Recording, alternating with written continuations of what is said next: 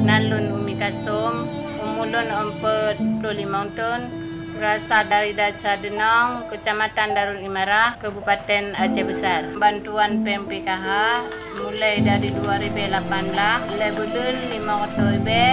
Lun menggunakan pengen untuk anak lun jak sekolah, lun belum aja, lun belum sepatu, sehingga supaya anak lun boleh selesai dalam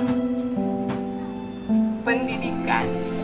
Lun cok untuk modal usaha lun buka kuih tradisional, lun memang kurang ada mampu.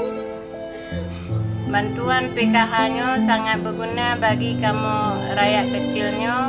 Ada juga bukunya bersama kata Medumi. Terima kasih kepada pemerintah Bapak Jokowi JK yang kegebui PKH ke kamu. Rakyat kecilnya kamu sangat berterima kasih.